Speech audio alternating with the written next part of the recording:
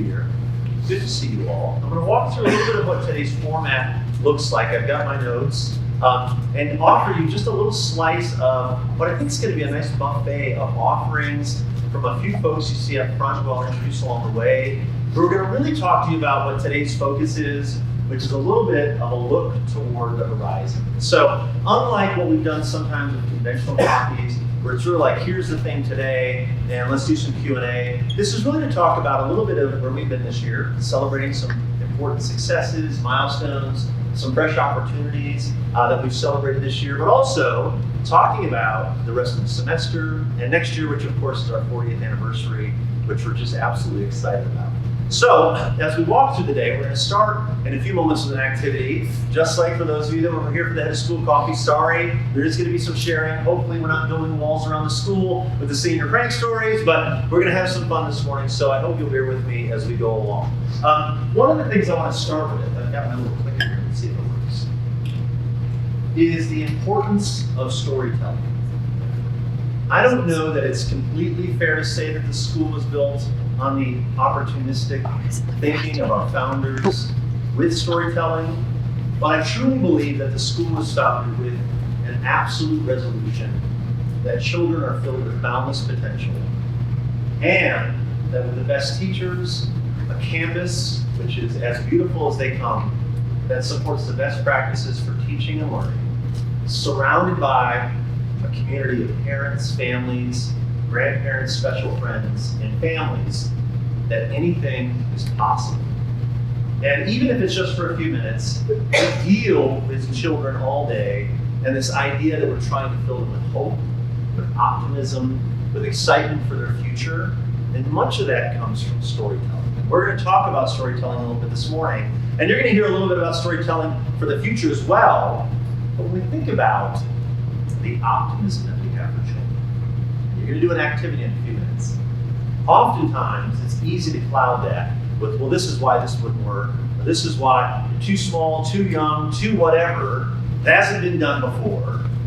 We were talking with a group of 8th graders just a few weeks before the holidays, and I gave them this challenge, and I talked about it last year at an event that I flew in for, when Kennedy said, we're going to land on the moon.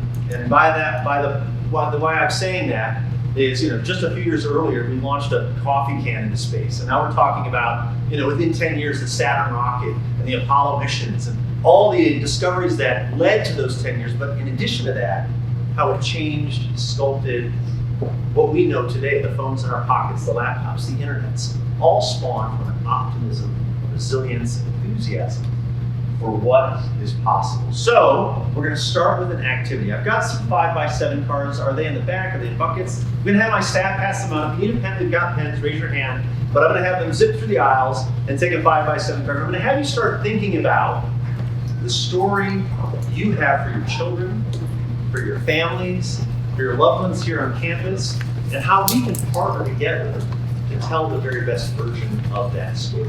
So as you're getting your cards, what I'd like you to do is put your name on it and your email address, and just like for those who came back in September, I'll reach out to you if you want to come back up for coffee, walk about the campus, which is one of my favorite things to do. All right, here's what I'm going to ask you to do. I'm going to ask you to just pause from the world for a minute. There are lots of things that cloud our focus.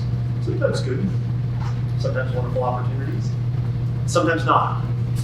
When we ask our students at the beginning of the day to talk about, for example, in the lower school, even this morning, perseverance, character trait. How do we persevere? How do we overcome? How do we move past what we think are perceived obstacles? I'd ask us to just clear our minds for a minute. Here's the first question. On side 1, what does success look like for my child, my children, this semester? What does success look like for you, for your child, or your children, this semester? Write a few thoughts down. Bullet points, we're not checking for grammar. There's no spell check here, but just enough that you have so you can share it. I won't force anyone to share, but we'll look for some volunteers. But I want you to think about, what does success look like for my child and my children this semester? We're 16 days into the semester, we're 23 weeks into the year. What does that look like? What does it feel like? What does it sound like? Is it more excitement about a particular class that maybe they've had difficulty with and they're feeling successful with? Is it a new sport? Maybe they started an instrument in the fall and they're feeling like they're just cresting into that comfort zone with it. Maybe it's new friends. Maybe it's reconnecting with old friends. Maybe it's the college process for families that have older children. What does success look like, feel like, sound like for your child, for your children this semester? It's easy sometimes in the humdrum of the day to think, did they get lunch? Are they out the door? Is everything tucked in? Is the tie for dress uniform day all set up? And we think in that moment. And sometimes even farther, we think, all right, is what we're doing in third grade math going to help them get to MIT when they become seniors in high school? What I'm saying is think 4 months out. Wave your magic wand and think about, May. For some of you, it's going to be walking across the stage in the Magnificent Student Center. For some of us, it's going to be their final exam. For some of us, it's field day. What does that look like? Hopefully everyone's got something down. Here's what I'd like to ask you to do. You can leave your stuff at your chairs. I'd like you to stand up. I'd like you to find someone you don't know, introduce yourself, and take a minute and a half and share your story. I know that it takes a little bit of a leap of faith. We ask our kids to do it, and if one of our primary goals this year is to cultivate community, one of the best things we can do as families is model that expectation. So, leap of faith, find someone with a smile, introduce yourself, tell each other about what your children do, how long they've been here, and share for a minute and a half what you think that looks like. Good. All right, so what I'm looking for now, hopefully you enjoy that experience. You're not done. We're going to come back to a second question. You're going to make new friends today. Let's get a couple people briefly to share for them what they shared with their neighbor and a new friend. A couple people talk about what success looks like for your children, your child, this semester. Who'd like to try? Let's hear it. Be a brave soul. Tell us your name and tell us your children's names with great success. You should absolutely stand. My name is Gabriel Brown. My son is Christian Zamora. He's in the 5th grade here. He's been here 3 years. What I wrote down for what I would like for his success to be for this semester is acknowledgement of achievements and equitable disciplinary actions. Those are 2 things that I want to see happen. Thank you. Let's give him a hand. Thank you for sharing. A few more brave souls. Yes, ma'am. Your name, your child's name, what grade they're in, and what you shared. My name is Karen, and my son is Zach. He's in the beginning school. I wrote a lot of things, actually. The floor is yours. I have a lot of poems from him. I've got an extra slide there. Hold on. I wanted to speak Spanish, and because he's like half Mexican, quarter Mexican. I wanted to learn a new sport. I wanted to be aware of other cultures. But also for me, for us, because we're new Vegas, we just moved to San Francisco a few months ago. Like the bond with the community is very important to us. Back in San Francisco, we were good friends with all of them, and every single weekend. That was my social talent. And so I feel like I haven't done a lot of effort to get to know him, and I'm showing up for things, but that bond to us as a family is one because we're new here, so yeah, we're lucky. Thank you. That's your parents. Make a note. New family. You're going to get 2 new text messages. Sorry. You asked for it. Maybe one other person to share a little bit about. Yeah, please, in the back. My name is Katie Stewart. I have a kindergartner named Theodore and a sophomore named Tyler. So we've got two different lifestyles going at the same time. For my smaller one, I'd like to increase his confidence and to not judge himself against the others. When you get a test back in class, like what is everybody else doing? Don't worry about that. Just stay in your lane and worry about doing your best for you. And then for my older one, he's been doing a really good job of taking advantage of the things that Ludwig has set up, or Lustwig has set up for all of their college admin stuff. But I'd like to see him take a larger part in actually having discussions with those college admins, directors that are coming here. So actually emailing them back, because they're emailing him, and him to email them back. Thank you. Let's give her a hand. So, It's safe to assume when you come to a school like ours, you're expecting the academic excellence, the achievements, the accomplishments. But I find it interesting and really, to no surprise, a sense of connection, a sense of community, feeling happy at the end of the day, confidence, right? Who doesn't want those things for their children? Of course we do. And I think you trust us to do that. We see your children in many cases more often than you do. I see you, all of you, and these children sometimes more than my own family. These are great core values, and they're absolutely what we believe as well. Flip the card. Flip the card over. Second question. And now we've talked about, your child, your children, your family here. Let's reverse that. How can I best support this success to help these children and the Meadows finish strong this semester? This is really directed at you. What can you do to partner with your child, to partner with their teachers, to partner with us as a school? What are the opportunities you might be able to help with the school in general to help us all get to May to have our best finish ever? What does that look like? What does it sound like? What does that mean? All right, new challenge. I want you to try to move about the room a little more. You're going to meet a new friend. Introduce yourself to the children. What have you done? How long have you been here? And then let's talk for a minute and a half about how we move the needle in a substantial way this semester to finish our strongest in the day. Let me give you a minute and a half. Go. What does success look like over time, and how do we partner to do it? So we got a new BFFs in the front row. Awesome. Hopefully you made some new friends and acquaintances today. Let's get a few people to share. What can we do as the adults in the room? What can we do to help our children finish the race, cross the line, and do it better than ever? Yes, sir, in the back.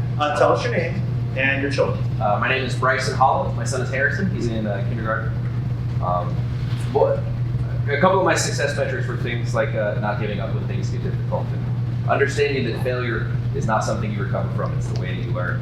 And so the one thing I came up for with support was to just spend more time with him, and mostly to talk more without expectations. I have a tendency to probably instill in him that I'm upset that he failed, and rather than I'm more accepting that he has tried, even though that's the lesson I want him to learn. Wow, give me a hand. That's great.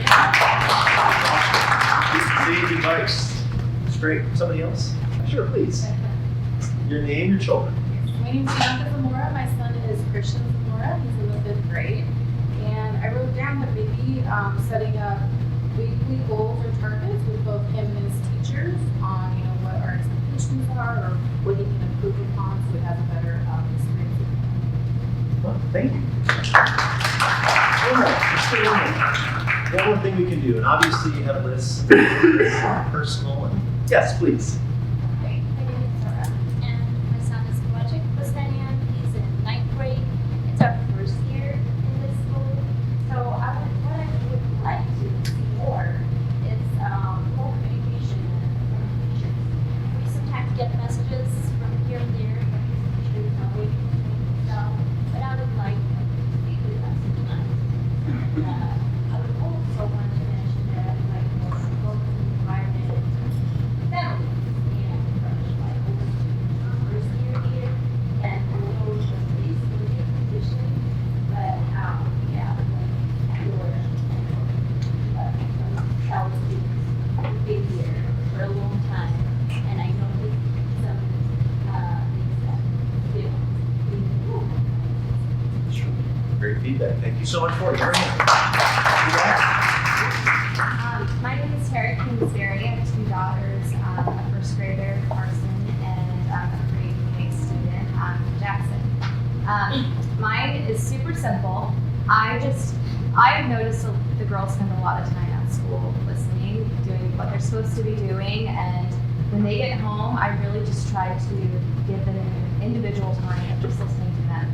No distractions, not while I'm doing dishes or cooking dinner, just talking about your day and just listening to them talk a little bit about themselves.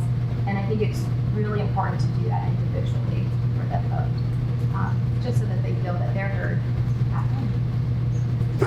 It's a great thing. I got a book recently, Adam Grant, who's at Wharton, won the Distinguished Faculty for the school twice. before he was 45, amazing writer, good book. I'm a few pages in, and this stuck out to me last night thinking about it this morning. Just a few sentences. For every Mozart who makes a big splash early, there are multiple Bachs who ascend slowly and blossom later.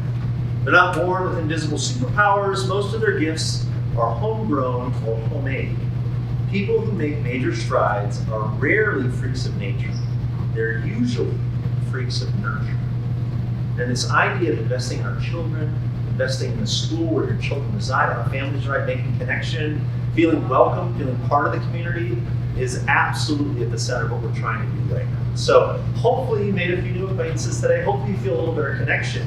But as we talk about the theme for the year, which is this idea of cultivating community across the campus, the school, the community, our alums, our founders, those of you that were here for the installation got to see some early board members and trustees. And as we talk about elevating excellence, they're not independent features, they're interdependent features. And so you're going to hear this morning from a few guests. Joe Carver, who's going to talk in a minute about innovation.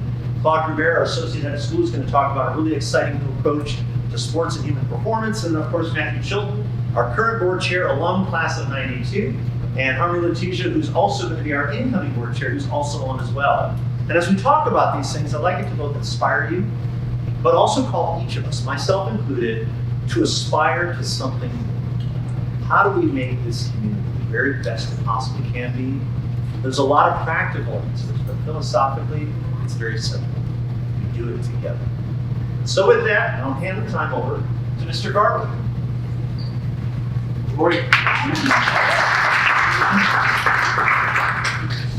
It was about a year ago, I met with these two gentlemen to talk about taking what I thought was a pretty big swing for the school. And I think for those of you who don't know me, I sort of think that that's the essence of my job description, is the guy gets to take big swings. So I'm constantly sort of in the face of the folks and saying, let's do this, let's try something. And I knew that this was going to be a particularly large one. And I proposed a partnership with the Center for Transformative Teaching and Learning out of St. Andrew's Episcopal School in Potomac, Maryland. The authors of the book NeuroTeach, and we have a couple copies on the back table that I would invite you to take if you don't have one yet, had a program that was designed to give teachers that little extra piece of the puzzle to get a little bit more out of their students, to have a better understanding of what they refer to as mind and brain education. How do we learn best? What conditions do our children thrive in? What type of assessments can we give kids to really get a deeper understanding of what their learning outcomes look like? I was fortunate enough to have Claude nearby for that. One of the greatest athletic minds I know. People who've been in athletics understand iteration and iterative learning intuitively. When the season ends for basketball, you hit the lap, you start working on your step back, you start working on your left, you add some piece to the puzzle. But academically, as educators, it's not as natural, right? We teach our classes every year. Of course, we look back and try to figure out what worked. But we're not thinking about, how do I get a little bit deeper into that kiddo's brain? How do I tickle that one thing that it takes so that on a Thursday when they've been going to school for 4 months without any breaks, they're fired up about something like math or chemistry. And our partnership with the CTTL was about doing that. So over the course of the last year, we've had Glenn Whitman from there out with our faculty. Our master teacher cohort has been working in groups, whether it was about assessment, practicing the classroom of play, to just take what Dr. Berckley referred to as 10%. Let's start with, what could the next 10% of change be to introduce in our classrooms? And if you walk through these buildings, I'm so thrilled to see outside of every classroom, thanks to Dr. Whitney and Dr. Slater, these little placards where our teachers have not just agreed that they're going to try to do something 10% different, but to put it out on a door and say, I'm going to announce to my students, to my colleagues, to everyone who walks past, this is what we're working on, this is how we get better. And I can't imagine something that would be more innovative or more in step with the Meadows School and our pursuit of excellence than literally starting every day by walking past a placard that says, this is what I'm working on to get better at. And the message that that sends to our students. So we've been in this process for just about a year, and we will wrap up this year with the second annual Teaching and Learning Conference being held on campus, where our faculty will present to one another about the outcomes that came from this change this year. And so we're creating this culture where we get together and we talk face to face and say, what can I do better? And what can I learn from you? And the beneficiaries of that are clearly our families and our students. And so we're thrilled about that ongoing partnership. More thrilling for me is that the Center for Transformative Teaching and Learning has asked us to be the host of the 2025 Summer Academy, which they offer every year. It is an incredibly prestigious opportunity. We will have educators from all over the country descend on this campus. And that will be a recognition that we are becoming the center for mighty great education in the West. And so I'm thrilled with that progress. I'm grateful for all the support we received from everyone up here, as well as all the parents that have been involved with that process all along. So very excited about that particular partnership. An outgrowth of this turning inward and looking at our own practice to try to figure out what we could do better has been an exploration that Dr. Berckley sent me on almost immediately, which was, Joe, we collect all of this data. We know so much. We know our kids' test scores. We know their grades. We know what schools they came from, what grade they transferred to, which courses they have, who they had for English, who they had in 5th grade. What are we doing with all of that information? And of course, like anybody who comes from technology, I said, well, we're protecting it. We're doing everything we can to keep it safe. And that's what most schools do. That's what schools that don't invest in innovation do. They think about collecting data and they think about protecting it, and they spend wildly to do that. But it takes vision to say, how do we leverage that to our students' benefit? So again, sent on that journey, we formed a partnership with Mission and Data, which is an organization that works at building live dashboards, academic dashboards. And so I'm happy to say that in another 3 months, any of those folks who would benefit from it, our college counseling team, our counselors, the head of school, the associate head of school, an English teacher will have the ability to go onto their computer, turn it on and say, I know I have these 3 kiddos that are struggling, put in whatever pieces of data they want to track and get a visual representation of that instantly. We will be one of the few schools in the country that has data dating back to the moment that we onboarded Veracross about our students. If our admissions team wants to say, let's figure out how kids that come from Challenger in 5th grade do versus kids that come from Challenger in 9th grade do, they'll be able to look at that instantly and render those results. We will be one of the only schools leveraging data that way 6 weeks from now.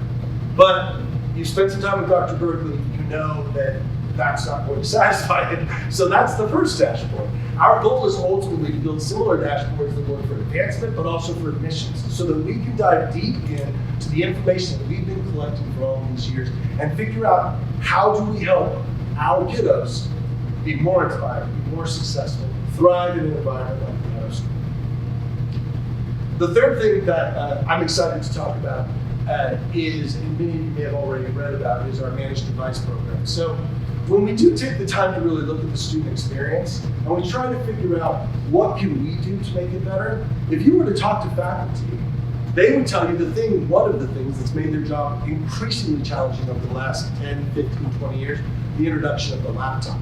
And it's not so much that they're scared of laptops. It's not so much that they don't know how to use laptops. It's that all of a sudden they walked into a classroom and they became a teacher and a technology assistant.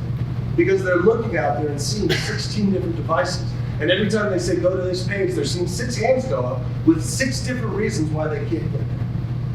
We know that our students walk around sometimes with devices that aren't optimal. We know that students don't want to ask questions about them when they're in class because they don't want to interrupt the process. We know there are all these little hidden things that are creating friction for the learning experience that we can solve. So beginning next year, we will be moving in the upper school to a managed device environment where all of our students will be on the same device, a MacBook provided by the school. We will manage all of those devices. We will service all of those devices. No more trips for parents to the Apple store. No more going back to Best Buy and saying this doesn't work. It will all be managed from our team here so that students, when they have a less than optimal result with their device, can say, you know what? I know exactly where to go. I'm going to run back and find Devin. I'm going to drop that off. I'll pick up a loaner. She'll swap it out. She'll come to me when it's ready. It'll take more off of our parents. It will allow our students to focus in their classes. It will allow teachers to do what they do best, which is teach. Aside from those things, we're going into our second year with the Meadows teaching cohort, which is a faculty-driven group for change that literally comes together almost like the faculty senate, works on what they'd like to focus on for the next year, and spends a year diving into that. Right now, the group that's coming in for next year really wants to spend a year focusing on assessment. Finally, our Meadows School Fellowship will also be entering the second year. So for those unfamiliar, this last year we welcomed our first 3 fellows onto campus. We have one that works in auxiliary programming, one that's working in the middle school, and one that's working in the lower school. The program has been so successful, our faculty's embraced it. UNLV is so thrilled they've asked us to host a full complement of fellows next year. So there's a possibility of having up to 6 here learning about teaching in the Meadows School way, but also assisting our teachers in sharing their own knowledge. I consider this part of our sort of public purpose as an institution. We live in this community, and we can only teach the students that really come through our doors, but through the fellowship program, we can teach teachers that will teach all over this city and elevate the expectations of students all over Las Vegas. So I'm really thrilled about all of those things. I'm happy to answer questions after if you have any. And again, please, if you're curious about Mind Brain Education, there's copies of the book in the back. If we run out, I'm happy to order more. Thank you. So we're looking toward the horizon in terms of innovation, teaching and learning, and the things that we feel like we do best and how can we continue to do them better. Next, I'm going to introduce our associate at school, Claude Grubair, who's going to talk a little bit about our sports and human performance program.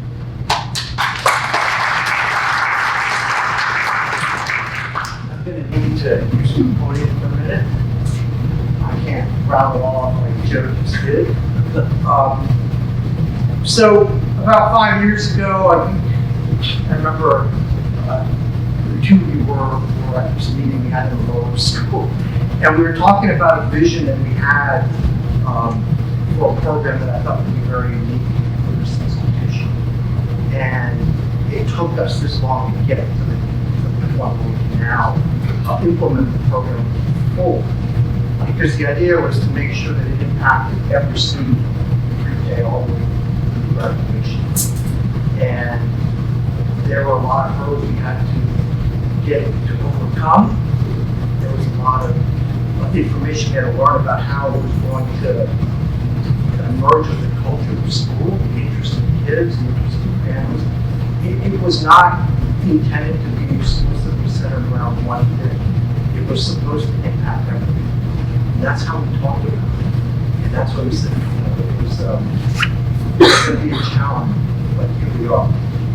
And one of the really unique things is here, I sent a presentation to the National Association of Independent Schools in the spring, once we'd gotten to the conclusion and we were ready to start beginning this process.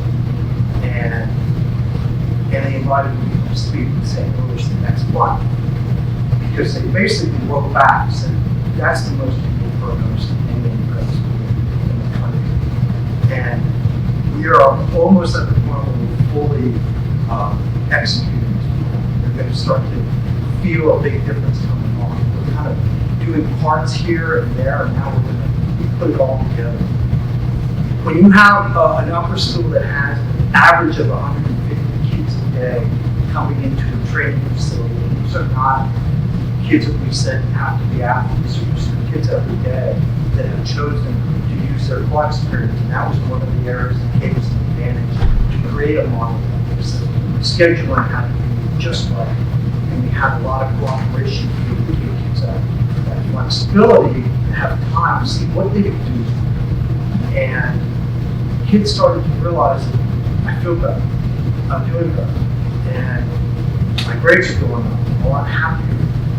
So we started to build on that premise, and we looked at the middle school, same thing. We've got to start the way that schedule works. At the end of the day, that we now have, I think, 180, 210 kids impacted. That's what we looked at. Now it's lower school and beginning school. And it's about the most inclusive program we can offer in this school. From the very beginning, all the way to the end.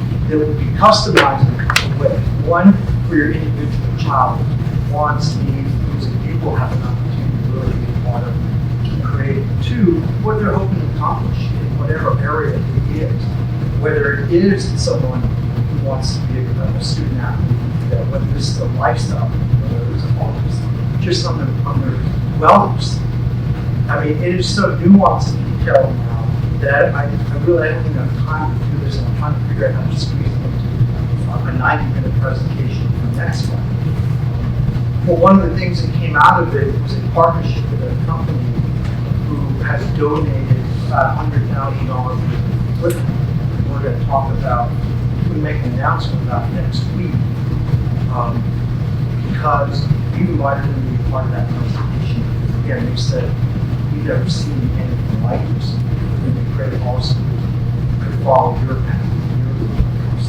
So they're actually coming today to begin the training, because it's going to take extensive training. But in that room behind you, we're building a lab. I mean, literally a sports science lab. They're starting to be built out. They're coming to kind of start beginning installing the software, putting everything where it needs to be, so that we can track almost everything we want and be able to start reporting out to the why we're doing what we do. Because that's the key to this thing. And even answer why. This is what you want. This is how you're going to get there. And you will all have a really chance to do something that most of us can't do. You don't have the systems in place to do it. And when Dr. Grubair talked about all this last week, he talked about how all these people are emerging. His great focus is what is it we're doing to make every single class better every day. You're going to say, okay, folks. You're going to say, well, get there faster. And what 5 years. So I just wanted to kind of give you a little overview of that. Next week, you're going to see more of an official announcement of what we now have the capability to do. And then you kind of look at what you want to do. You can start thinking about it. We're going to start talking to kids visions in their classes about incorporating, a field that is very important now today, which is the sports science field, into the curriculum that we had done a few years ago. This thing has so many layers to it. I know that it falls under the category of regular sports performance, but it's so much more than that. And now we'll be able to really understand nutrition and sleep, which your kids don't do because they don't understand. We want to figure out how to help them do that by showing them what needs to happen, what the trade-offs are, which will help educate us in how we're doing it. So it has a chance to do something that is unique. And when I came here 6 years ago, what I said to the administration is, we have a chance to build something that will actually enhance your life. And they kind of laughed at me. How is that possible? And it's going to do it because it's hard to do it. This is research we're also following. It's a partnership with almost every department. Right, so now we have almost a prescriptive way to help kids in different areas that maybe have a tough day. And we have better answers than we do in the past. Time to this. So I'm really excited about this. I'm excited how it's going to launch where your school is and what it's going. And yeah, I'm really excited to present this at the national level to see the action. Because I'm not giving this right away. I'm going to give them an oath. I'm going to say, yeah, good luck. This is 6 years of work that we're not going to just hand you. But anytime you want to call us, anytime you want to go visit, but it's customized for you. So I want to get you as your kids excited about it. I know that we are very excited to have that interaction waiting in my office now to kind of start moving this process. So look out for that announcement. Reach out to me if you have any questions. But again, this gives us that kind of sky's the limit approach. It's not only the challenges. Thank you. It's been a fun build out, but this is one of the really distinguishing characteristics that we have. This partnership. Thank you. So before I introduce the chairs, I want to just come back to this idea of being an ambitious community.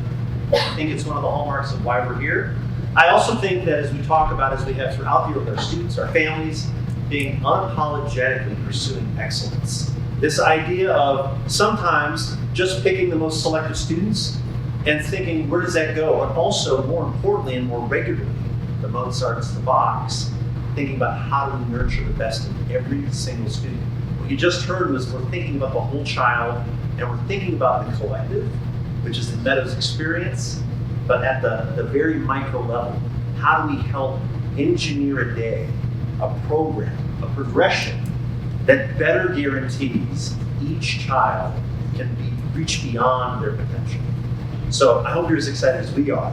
And before we go, I think it's important for you all as families to understand the strength in the partnership that I, as the head of school, have, our senior administrative team has, with our board of trustees, who have authored this transition, who have been absolutely instrumental in my life in terms of the things we want to do, have been 110% supportive of some of the really awesome, crazy things that we've tried to do this semester and that we're looking beyond to do, and especially because on the footsteps of what will be an exciting 40th year celebration, looking back 40 years, looking forward for the next generation of students, thinking about strategic planning, and thinking about where we want to go as a community.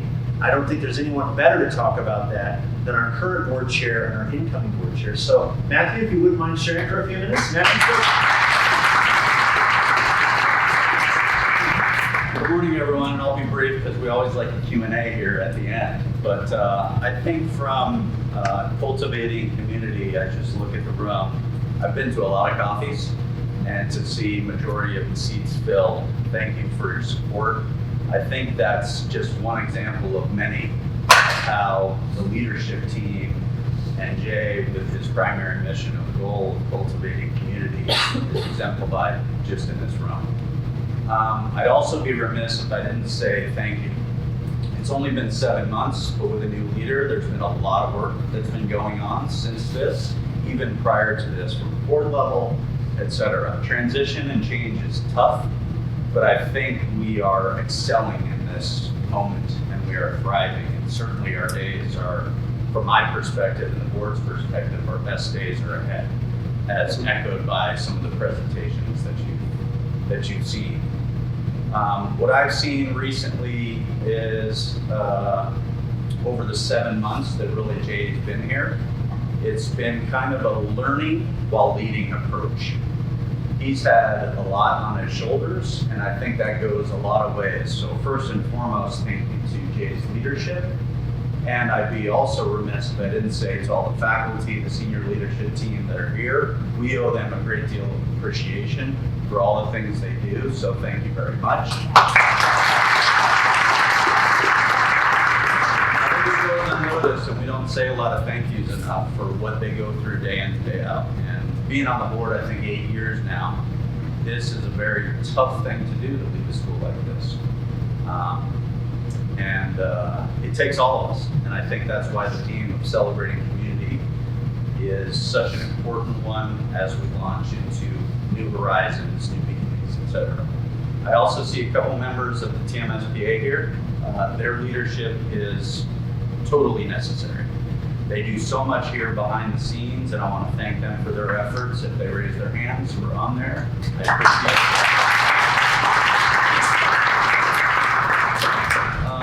A little bit reflective on what the board is doing, and Harmony will come up here and anchor some of those specifics.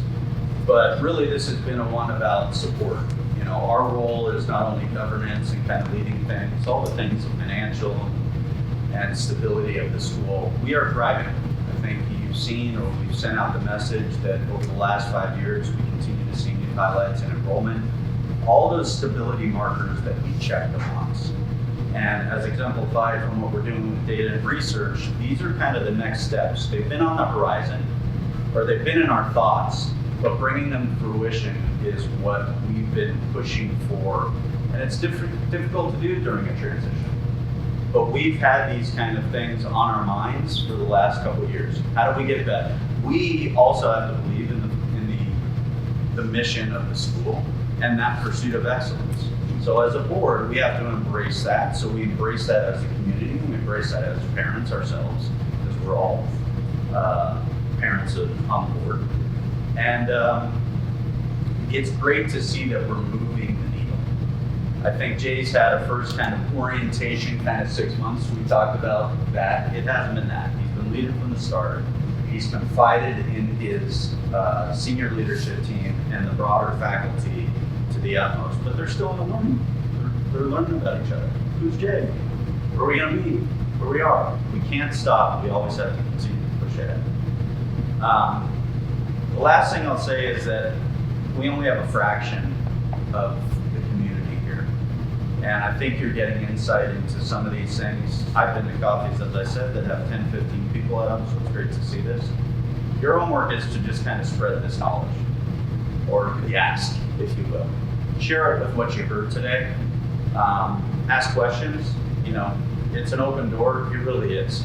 Whether that's through Joe, through Claude, through any of the faculty, you guys know that for what we do for this school, the value of the education, it's an expectation that we have an intimate relationship with this team from the top on down. I've seen that. I think it's getting better. It's growing, and thrilled to be a part of it because our best days are really ahead.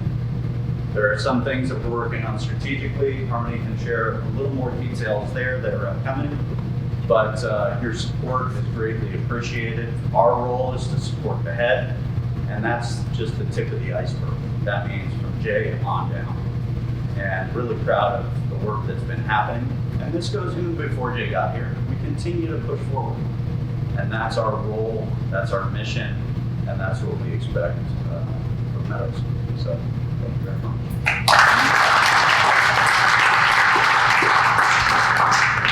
Good morning. So as Matthew said, we're really looking forward to strategic planning. Some of the things that I'm going to be charged with as the incoming chair is really looking at what this campus is, who we are, and who we're going to be 40 years from now, right? We're looking back and we're going to celebrate the 40 years. Matthew and I were here on this campus as kids, and we could have never imagined that this is what this campus is going to be. But the Board of Trustees who were here at the onset, they envisioned all of this. And so our goal as a board is to really look at where we are and how spectacular we can be. So you're going to hear this word strategic planning in the next few weeks and months and years, because we are going to charge all of you as a community with helping us with this strategic plan. We're going to start receiving surveys, and you're going to be allowed to get input on who we are, where we want to be, where you want your pre-K child to be when he's a senior here. And so that goes with our whole community. This is a community effort, and it's not just starting at the top, it's going all the way down, because we want to make sure that this campus is as incredible as it can be. And that starts with recruiting incredible faculty, supporting the amazing faculty that we have now, making sure that this community and this campus is the top-notch campus that we know we're number one in Las Vegas. We want to be number one in the nation. And so what does that look like in terms of our campus life?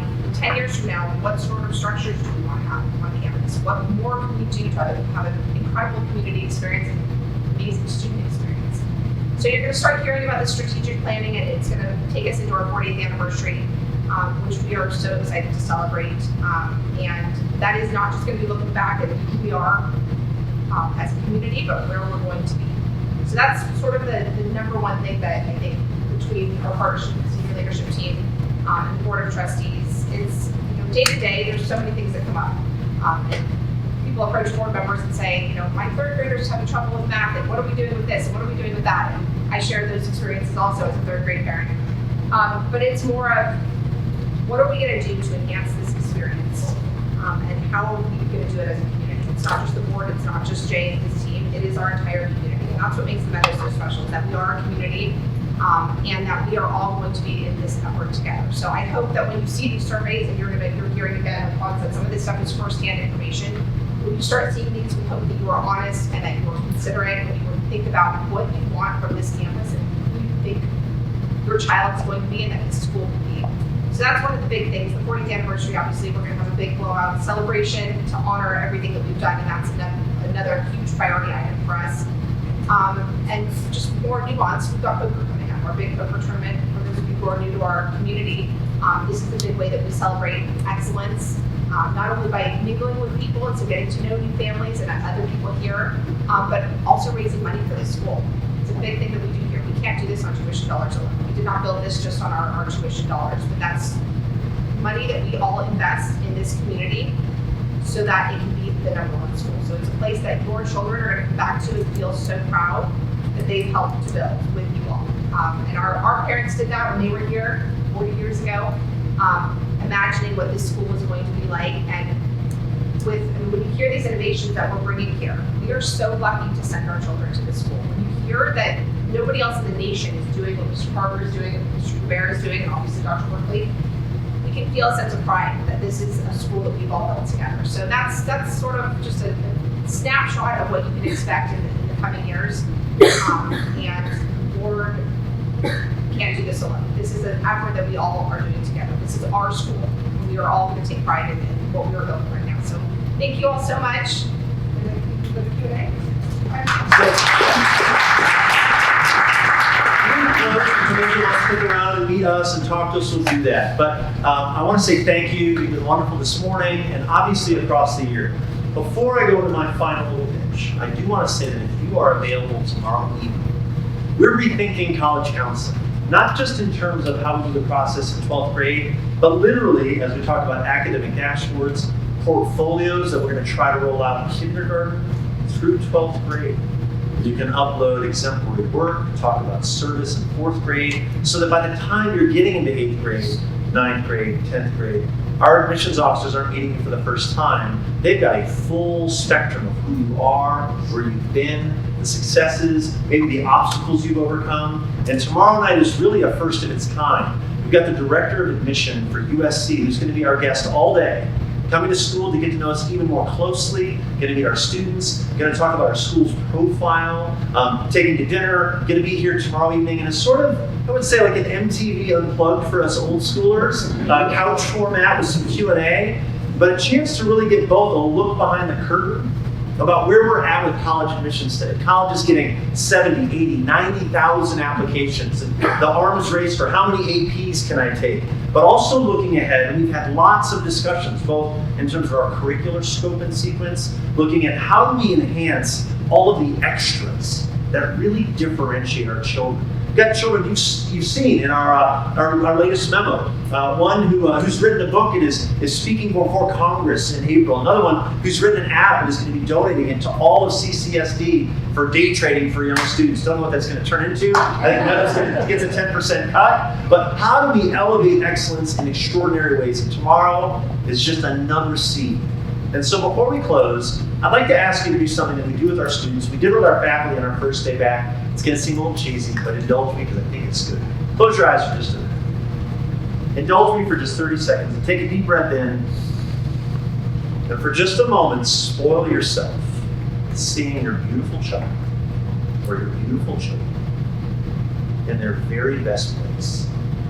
Maybe it's with you on a vacation, maybe it's canoeing, maybe it's them after they won the spelling bee, maybe it's them when they finally got the Good Citizen Award. Imagine them in their sweet spot. Imagine them smiling, grinning, laughing, joking, feeling, looking, sounding successful.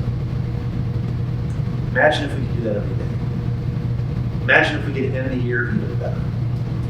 And as we look toward the horizon, we started today.